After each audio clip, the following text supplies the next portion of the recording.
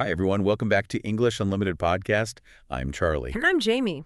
So I have to confess something right at the start. Oh. Yeah, and I think a lot of our listeners who are, navigating their English journey will really relate to this. Okay, I'm listening. Sometimes I have this massive dream, a huge, beautiful picture of what I want my life to look like. Mm-hmm. But when I actually sit down to begin, I just feel completely overwhelmed. Right. Frozen. Totally. The dream is so big, I don't know the first step to take. And that feeling of being stuck is it's paralyzing. That is such a universal struggle. It's exactly like having this incredible destination marked on a map, right? Like, Yeah. let's say, reaching advanced English fluency. Yeah. But then you look down and you realize you don't even have a clear path. Or you doubt you have the fuel to get there. Exactly. The sheer size of the dream makes the start feel, well, impossible. It really does. We all have those monumental aspirations, whether it's learning English well enough to change careers, or traveling the world, or launching some huge business. Mm-hmm. But the difficulty isn't just the action. Sometimes it's finding the right words in English to even define that aspiration, to build a sort of linguistic bridge from your heart to, real life. Well, that is precisely the mission of this deep dive. I was hoping you'd say that. We are tackling exactly how to talk about your dreams and goals in English, moving way beyond just, I want this. Okay. But, more crucially, we're giving you the deep analysis from our sources on the strategies, the concrete plans needed to actually make those dreams happen. That's where the magic is, isn't it? The language and the strategy coming together. It is, because having ambition is one thing. True. But knowing the precise language to articulate it and the framework to achieve it, even when the path involves major setbacks, Yeah. that's what makes a difference between a lifetime of wishing and a lifetime of achievement. We're hoping to equip you with those natural sentences, the vocabulary, and the confidence to really express and pursue your future. It stops being theoretical language practice. And starts becoming Actionable life practice. totally. Before we dive into the sources and really unpack this, everyone please remember to subscribe to English Unlimited Podcast and give this episode a like. It really does help. It helps so many other dedicated learners find our community. Thank you so much for doing that. Okay, so let's unpack this with some clear definitions. Let's do it. Because in English, we often use dream and goal almost interchangeably in just casual conversation. Good. They can seem like the same thing. But in terms of planning and strategy, they represent fundamentally different stages of achievement. We really need to distinguish them. Okay, so let's start with the biggest concept, the big picture, the emotional center. What exactly is a dream? Well, according to the analysis from the Everyday English Academy, a dream is, it's foundational. Foundational. I like that. It's something you really, really want. A big, sprawling wish for your future that creates this deep, warm feeling in your heart when you think about it. It's the idealized vision, the big picture of the life you would love to have, often without any immediate concern and the practical steps. I really appreciate that description. Makes your heart feel warm. It really captures the emotional fuel of it. It does. It's not just a thought. It's a profound feeling of what's possible. When I reflect on my big dreams, one of them involves traveling the world. A classic dream. Totally. But more than that, immersing myself in other cultures and maybe spending a whole year just focused on teaching and learning from different perspectives. That's a beautiful vision. It's about exchange, not just movement. Exactly. And another dream, a more professional one, is creating my own English course or maybe a studio. Oh, I can picture that. The kind of space I imagine being incredibly cozy and bright, designed to feel like a safe, dedicated home for learners. That dream, the place, the feeling of that community, that's what pushes me forward. I think those are excellent examples because they show that dreams are really about values.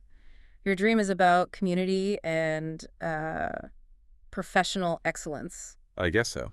For me, my dreams are often about achieving a certain quality of life, usually centered around peace and quiet. The opposite of city life. Pretty much. My dream is to live near the ocean one day. When I close my eyes and imagine it, I can literally hear the sound of the waves replacing the traffic. That sounds like a powerful antidote to modern life. It is. It's about having a small, sustainable house with a little garden. A slower life, less traffic, less noise. So it's not just moving, it's a redefinition of pace. Exactly. And we use these hopes in natural English with pretty straightforward phrases, right? Like, I dream of slowing down, or my dream is to find a place by the ocean. The language itself is hopeful, not too committal. So the dream is the beautiful, large, emotionally charged blueprint. It's the what and the why. But as we said at the start, if we just leave it there, it stays stuck. We need the structure, the how. And that means moving from a dream to a goal. Whoa. Precisely. The goal is the structural component. A goal is similar to a dream, but it's inherently more specific and tangible. Okay. It's something you plan to do. It involves intentional actions and measurable outcomes. The goal is the small, actionable steps you consciously work towards. So if the dream is be fluent in English, the goal is the how. The systematic how. The goal transforms that big emotion into an actual action plan. The Everyday English Academy offers a really helpful analogy for this. Okay, I remember this one. It says, dreams are the big motivating feelings, but goals are the literal defined steps. The mountain climbing analogy, right? That's the one. The summit, the very top of the mountain, that's your long-term dream, your ultimate achievement. But you can't just teleport there. You wish. The short-term goals are each meticulously planned step. The specific training you do before you start, the distance you plan to cover each day, the fixed climbing time you commit to. That makes the whole thing feel immediately less daunting, doesn't it? It really does. When we transform that vague statement, I want to be successful, which is almost impossible to start, into a specific goal, like I want to finish my degree by next year, or I want to secure 3 client meetings this month. We shift our entire psychological framework. From passive wishing. Active planning. And this shift is so vital for B1 learners. When you speak about specific goals, you use stronger, more confident, future-oriented language. It's great practice. So let's connect this back. How do our personal dreams transition into these actionable small goals? Good question. Okay. So my studio and course idea, that's the dream. The big vision. The goal, the small daily action I've defined to keep that dream moving is this. Every single weekday, no matter how busy I am, I commit to working on the course content for exactly 15 minutes. Just 15 minutes. Just 15. It's a tiny slice of time, but it demands consistency. And that commitment to consistency is the magic. We'll definitely talk more about that later. Okay. For my dream of the slower life by the ocean, the goals are broken down, financially and behaviorally. Okay, 2 parts. First, the financial goal. I have to put a fixed, non-negotiable amount of money into a dedicated savings account each month. Right. I treat it like paying future rent for the house. Paying rent for your future. I love that. It makes it feel so tangible and necessary. It does. And second, a behavioral goal. To actively practice that slower, calmer life now. In the middle of the chaos. Exactly. I dedicate at least one full afternoon each week to just sitting in a park or some green space, completely away from screens, just to bring that quiet feeling into my current life. So your goal can be small. Just 15 minutes or just one afternoon. But it needs to be reliable, specific, and real. The core takeaway here is structural then.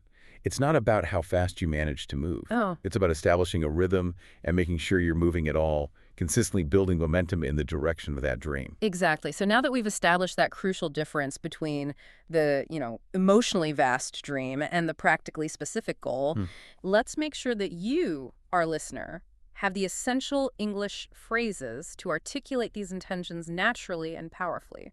We're providing the vocabulary to match the intensity of the feeling. Let's start with a big wish. Expressing dreams and hopes.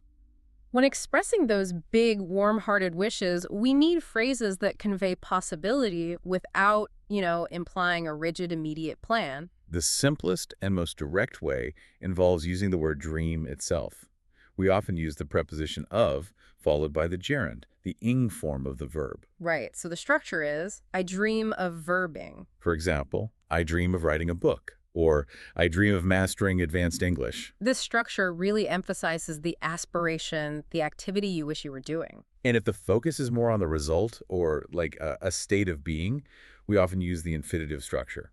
My dream is to verb. Like, my dream is to open my own business, or my dream is to achieve fluency in 3 languages. Can you hear that slight difference in emphasis? I dream of traveling focuses on the ongoing experience of travel, whereas my dream is to travel the world emphasizes the completion of that goal. Both are great for B1 learners. And if the dream feels a little less intense, maybe softer or further in the future, we rely heavily on the word hope.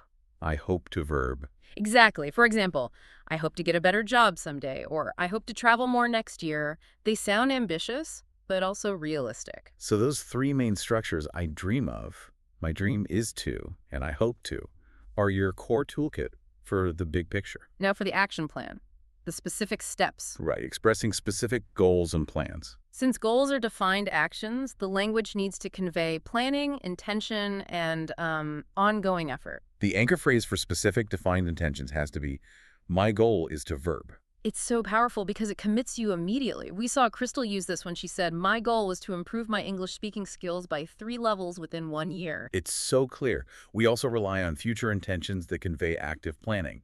I'm planning to verb. This shows the listener that the thought process is complete and the schedule is set. Like, I'm planning to move to a new city next year, or I'm planning to join a local English conversation group next month.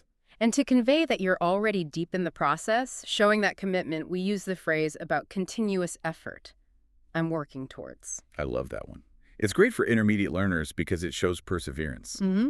I'm working towards a major promotion at work, or I'm working towards saving enough money to buy my first home. And I find this next one really effective because it implies, like, precision and focus. I'm aiming to. That's right. Aiming means trying to hit a specific target, like an archer shooting an arrow. It shows intense focus and a specific intention. So I'm aiming to run a marathon next year, or for our listeners, I'm aiming to complete the advanced vocabulary list by the end of this quarter. It communicates effort and a target. Exactly. But, you know, as much as we emphasize clarity, sometimes dreams are uncertain. Of course. And we need language to reflect that natural hesitancy without sounding completely lost. Absolutely. If the idea is still in that, exploration phase, we need softening phrases. The continuous form works well here. I'm thinking about verbing. This signals to your conversation partner that you're exploring it seriously, but it's not a commitment yet. You can say, I'm thinking about changing my career path next year, or I'm thinking about enrolling in that intensive English course. It opens up a discussion. It does. And the classic softening phrase that expresses deep desire without a firm commitment is, I'd love to verb. Oh, I use this all the time. I'd love to learn to play the piano, but I just don't have the time yet. That phrase, I'd love to, is gentler. It places the desire in the realm of dreams without the immediate pressure of a schedule. It's honest and very natural. And finally, the why. Explaining our motivation is so important. It makes our goals relatable and gives them emotional depth. We have to use because effectively. The Everyday English Academy really emphasizes this. People connect with your emotions far more than they connect with your facts. So don't just state the goal, tell the story behind it. Use the structure. My goal is X because Y. For instance, I want to learn English because I want to travel independently and engage deeply with people from every continent. The because provides the heart. Or, my dream is to live near the ocean because I find a sense of unparalleled peace and creativity when I'm near water. That level of detail shows you're really invested. Okay, so that's the core toolkit. Now for the vocabulary spotlight. Yes, let's enrich our language. We want to move you beyond the basics of dream and goal with 4 powerful words from our sources. I'm ready for the vocabulary expansion. Let's start with aspiration. It sounds very sophisticated. It is. So aspiration is defined as a strong hope or dream for the future, often one that involves high achievement. Okay. It's usually used when you're discussing long-term career paths or significant personal development. So how would I use that in a sentence to convey that weight? You might say, my core aspiration is to reach a level of professional expertise that allows me to lead international teams. Or, her primary aspiration in life is to create sustainable housing solutions for her community. It describes the summit of your hopes. Got it. Now the next word is ambition. How does ambition differ from aspiration? I sometimes hear them used almost identically. That's a great question. While aspiration is the ideal you're hoping for, ambition is the strong desire, the internal fire or drive you need to achieve it. Oh, okay. So aspiration is the target. Ambition is the missile aimed at the target. That's a great way to put it. It's about the intensity of the desire. We're describing someone's drive. I see. For example, she has a lot of ambition. She studies every night and wants to be the absolute best in her field. It speaks to character and persistence, not just the outcome.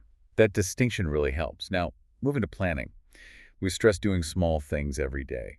The key quality is repetition. What word captures that? That essential quality is consistent. Okay, so what does consistent mean in terms of like behavioral change, beyond just regular? Consistent means uniform, or always happening in the same way.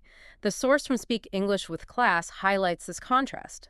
You can study intensely for 8 hours on Monday and then not study again for 2 weeks. Right. That's intense, but it's not consistent. Consistency means doing 15 minutes every single day without fail. It's necessary for that daily anchor action. Because the brain learns through reliable patterns, not random intense bursts. Exactly. Small, reliable effort is better than large, random effort. If you are consistent with practicing your core English vocabulary, you will see faster and more reliable improvement. Absolutely. And finally, let's talk about the word that describes how you view your challenges and your potential for growth.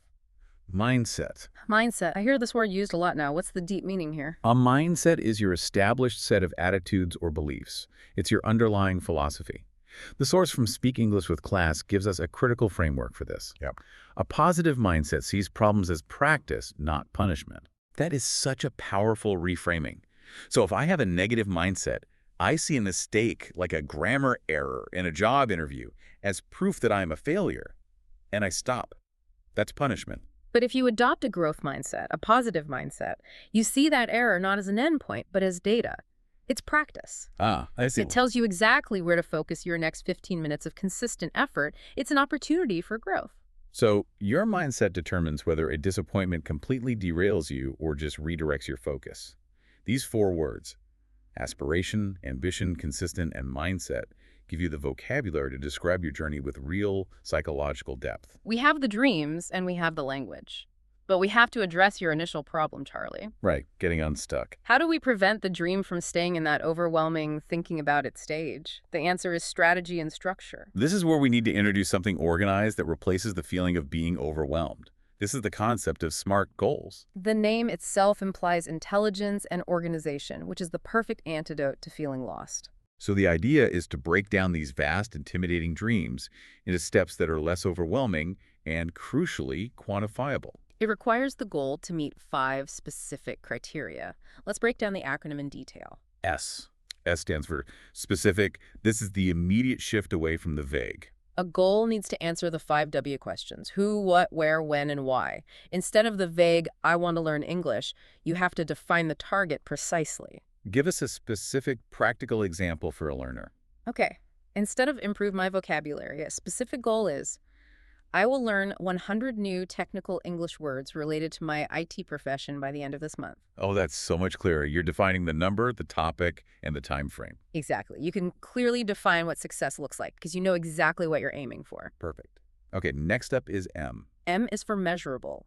This means you must be able to track your progress and quantify the result. You have to be able to look back and say, objectively, yes, I did this, or no, I didn't. Yeah. But what if my goal is subjective, like feel more confident? How do I measure that? That seems really difficult. That's a great challenge. Subjective feelings need objective metrics. You can't measure confidence directly, but you can measure the behavior that demonstrates it. Yeah. A measurable goal for confidence might be, I will initiate a conversation with a native speaker for at least 5 minutes once per week. Or I will record myself speaking for 10 minutes every Friday and listen back to track my pronunciation. Precisely. You're measuring the action, not the feeling. And those tracked small wins compound so quickly. Okay, A often trips people up. A is for achievable. This is arguably the most critical component for long-term success. The goal has to be realistic. It has to be something you can actually do with your current time, resources, skills, and energy. Right. But if I make my goals too small, aren't they just safe? How do I make sure they stretch me without being impossible? That's the balance, isn't it? The goal should be difficult enough to require effort and growth, but not so large that failure is guaranteed. For instance, if you work 60 hours a week and have a family, promising to study for 3 hours every night is setting yourself up for failure. A more achievable goal might be, I will dedicate 30 minutes of focused study before my commute 4 days a week. Achieving 80% of a hard goal is better than failing 100% of an impossible one. We have to be kind to ourselves with our targets. It ties right back to that mindset we talked about. Absolutely. Next, R stands for relevant. The goal needs to matter deeply to you and align with your bigger, heartwarming dream. Because if the goal feels disconnected from your core values, you'll never sustain the motivation when it gets hard. Exactly. If your dream is to launch an online business, a goal to learn basic Spanish is probably not relevant. But a goal to learn how to present in English about marketing trends would be highly relevant. Precisely. Relevance ensures the effort you put in today is directly serving the future you want. It maintains that emotional connection. And finally, the most practical component, T. T is for time-bound. This simply means it must have a deadline. Like, I want to finish this advanced grammar course by June 30th. A goal without a deadline is just a wish. The deadline creates necessary urgency and forces you to plan backwards, allocating time for each task. So putting it all together, a perfect SMART goal is really comprehensive. Let's use the full example again. Okay. I want to practice English speaking using only complex sentence structures for 20 minutes, 3 times a week for the next 2 months. That is structural perfection. It's specific complex sentences, measurable 20 minutes 3 times, achievable 20 minutes is doable, relevant, it builds fluency, and time-bound 2 months. It successfully transforms a big, scary dream into a structured, manageable, and highly motivating task. But even with a perfect SMART goal, the reality of life means the daily work is often the hardest part. Right. How do we make sure we actually show up every day? This brings us to the concept of the anchor action from Speak English with Class. The anchor action. The concept is brilliant because it addresses the modern challenge of just getting started. The solution is simplicity and commitment. You choose one extremely small, non-negotiable daily action that serves as your anchor. And we need to explain that term. Why is it called an anchor? An anchor keeps a huge ship securely in one place, right? Yes. It stops it from drifting away. Exactly.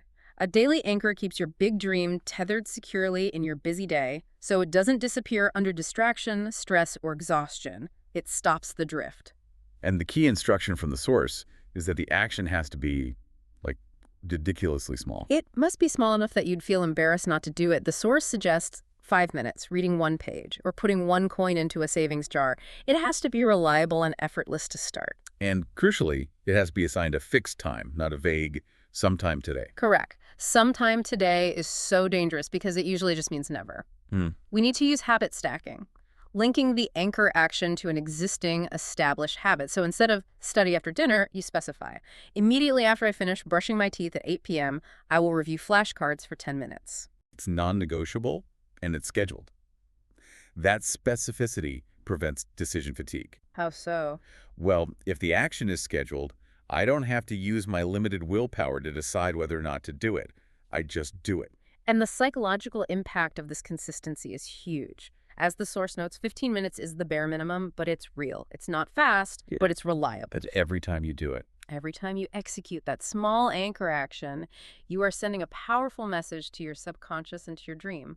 I'm coming, slowly, but I'm coming. I am loyal to you. That quiet, persistent loyalty is how monumental things get built. But let's be real. Even with a SMART goal and a small anchor, the world is constantly trying to steal our time and attention.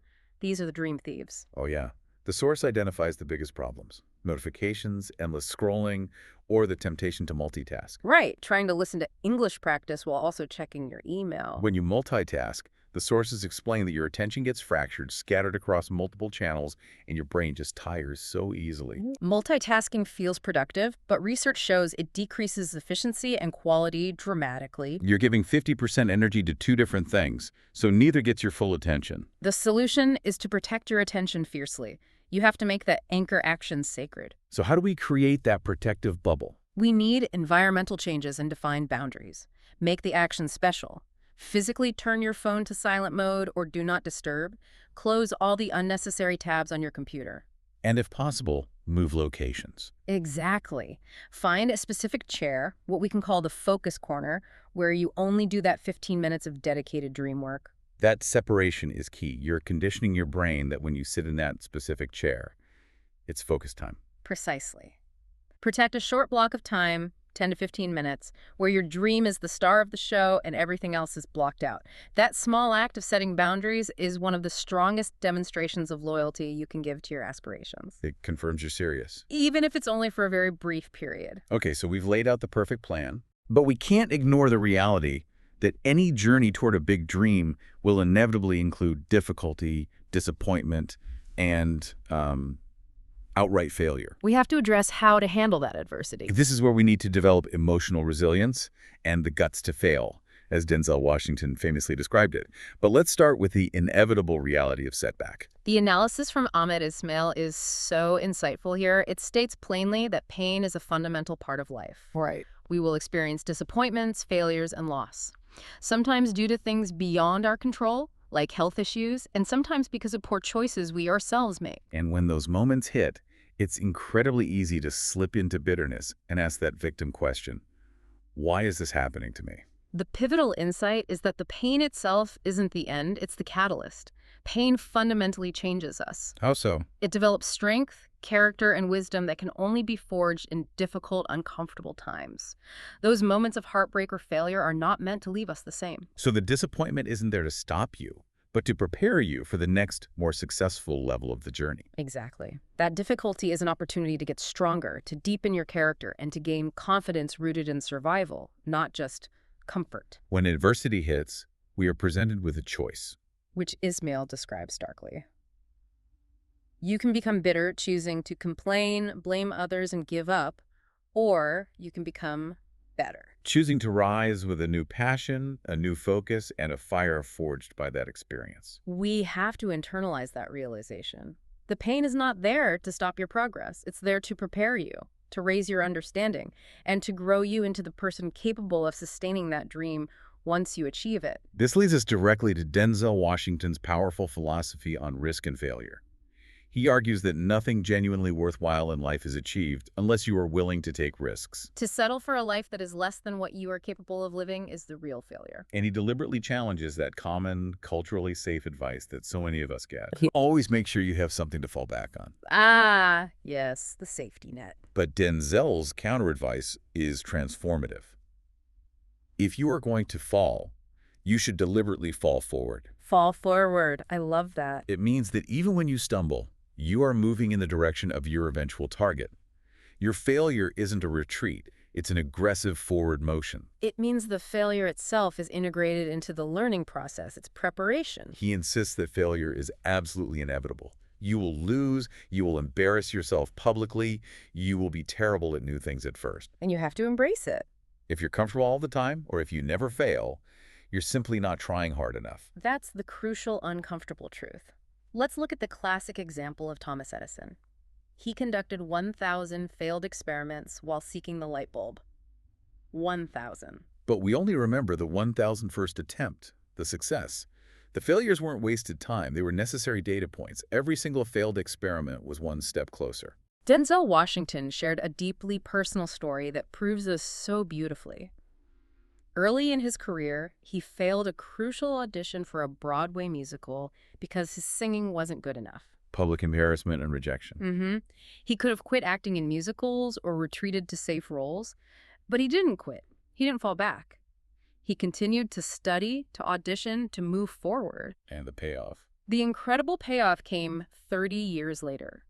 After decades of work, he performed a Pulitzer Prize-winning play called Fences on Broadway, achieving the highest level of theatrical success. And the stage. It was at the exact same theater where he first failed that audition 3 decades earlier. Wow. That's the ultimate example of falling forward. The initial failure was temporary, but his commitment to keep advancing, learning from it, and moving towards that bigger vision is what defined his success. When facing these failures, it's so vital to keep perspective. The troubles we face, what Ahmed Ismail calls the adversity, they're temporary. They're light afflictions for a moment. That perspective is so encouraging. The intense pain or discouragement you feel today will not last forever. And we need to adopt a philosophy of flexibility. Prioritize comeback over perfection. Speak English with class provides the perfect antidote to self-judgment. Which is? If you miss one day or even a full week on your small daily goal, your entire dream is not canceled. You don't have to be perfect. You just have to be able to pivot and return. You don't start from zero again. You just need to show up and give your dream 10 honest minutes today, right now. That tiny commitment is a powerful demonstration of your comeback capability. And what if your original plan becomes genuinely impossible? Like Jesse, the soccer player, whose dream was crushed by a knee injury. You must stay flexible. You have to refuse to let outside forces or your own disappointment convince you to settle for mediocrity. Instead of accepting defeat, you pivot. If the door to being the professional player is closed, you immediately ask yourself that powerful, expansive question, what else is possible? Exactly. If you can't be on the field, maybe you can coach from the sidelines. The dream doesn't die. It transforms and finds a new, relevant pathway. The core energy driving this whole process, the planning, the consistency, the resilience against failure, it stems from a deep realization of the potential inside every one of us. Denzel Washington delivers one of the most sobering and powerfully motivating analogies I have ever heard when he talks about the tragedy of unfulfilled potential. The ghost analogy. He asks us to truly imagine on the day we die, standing around our deathbed, are the ghosts representing our unfulfilled potential. They're described as angry, disappointed entities. They're the ideas you never acted on, the talents you never developed, the kindness you held back. They are forced to go back to the grave with you because you never brought them to life. The challenge is so visceral and immediate. How many ghosts, how many unused opportunities will be standing around your bed when your time eventually comes? That is the ultimate non-negotiable motivation. It forces you to realize you have a duty to use what you have been given. Your time, your talent, your kindness, your patience, whatever your gift is, you have to find a way to deploy it. Because life has a cruel way of burying those early, powerful dreams under layers of depression, past mistakes, or crippling low self-esteem. Ahmed Ismail's message here is one of urgent encouragement. We have to remember that dream, the one we held so clearly a long time ago. The one where we truly believed we could do something great. We need to start the process of digging it back out. That dream is not dead. It is simply waiting for you to commit to the action. To solidify this link between defining the dream and enacting the goal, let's look at two specific case studies from the Everyday English Academy. Lux. The first is Crystal from Mexico. Her dream was massive and seemed impossible to study at a university in Canada. And she faced enormous obstacles.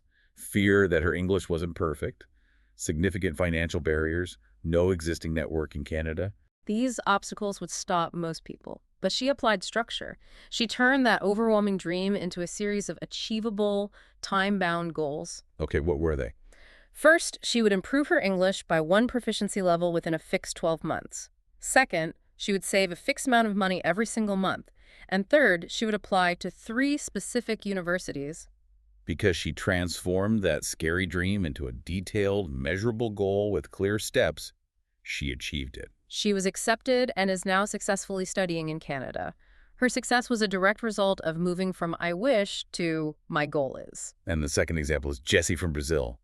His core dream was to be a professional soccer player. He trained for years, but a serious knee injury made that impossible. That's a devastating, dream-crushing loss. But his dream didn't die. It transformed. That's the crucial lesson here. Instead of leaving the sport entirely and surrendering, his new goal shifted. He channeled his passion and knowledge into coaching young players. 5 years later, Jesse loves his job, finding profound fulfillment in developing the next generation of players. It proves that if the initial path is blocked, you have to stay flexible. You have to keep the emotional core of the dream alive and ask, what else is possible with the knowledge and passion I already have? When we start digging out these powerful dreams and making concrete plans, the next risk is sharing them with others. Sharing makes the dream more real, but it also makes us vulnerable to skepticism and judgment. It's true. The Speak English with Class source gives us great insight into handling this.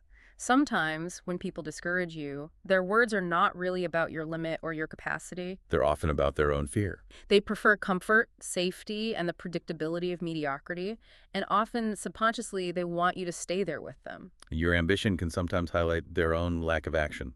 So it's important to remember that you don't need universal approval. Your loyalty must be primarily to your own dream and your own potential. So how do we handle those negative voices, the dream thieves, without causing conflict? We use polite protection. Share your deep aspirations with people who truly understand, your heart-trusted friends, supportive teachers, a like-minded community. And if someone responds negatively, you can respond with calm, mature confidence, saying quietly, I understand your concern, but this path is profoundly important to me. that is a measured, powerful response. It acknowledges their input, but decisively confirms your self-belief without needing to argue. And conversely, we have to commit to being the cheerleader for others. When someone shares their risk or their dream, we have to choose to lift them up. Say, that sounds absolutely amazing. I believe in you completely, or go for it. I'm here to help. A true friend actively lifts others up. And finally, we have to show that quiet, steady loyalty to our own dream by staying with it, even when the daily anchor action feels tedious or when we face those inevitable setbacks. That loyalty is the strongest protection there is. We've covered a substantial amount of territory today. We really have. Moving from the emotionally vast definition of a dream to the structural precision of a SMART goal, and finally exploring the necessary guts to fail forward and achieve comeback. The key takeaway is that learning to talk about dreams and goals in English is intrinsically linked to life practice. Your words are not just communication, they shape your reality. The more you articulate your intentions with confidence and structure, the more you solidify your belief in your capacity to achieve them. The most important thing is simply to keep the dream alive. Even if it feels buried under past mistakes or temporary low self-esteem. And to consistently take action. Progress is rarely a straight upward line. It involves setbacks and comebacks. What truly matters is that you keep showing up. Even if you just give your dream those 10 small, honest minutes today. And remember, you are already taking significant action by prioritizing learning English. You're investing in yourself and your future, and that commitment deserves enormous credit. Dreams without action stay beautiful fantasies. But dreams fused with consistent, smart actions inevitably become your powerful, fulfilled life. We have a challenge for you, and we truly want you to participate. Go to the comments below right now and write one sentence about your dream or your goal. You can write, "My goal is to X," or "My dream is to Y." We will read every single comment and cheer you on. And don't forget to subscribe to English Unlimited Podcast so you don't miss our next deep dives. And please share this episode with someone in your life who needs a bit of encouragement or a little push to fall forward. I'm Charlie. See you next time. And I'm Jamie. Bye.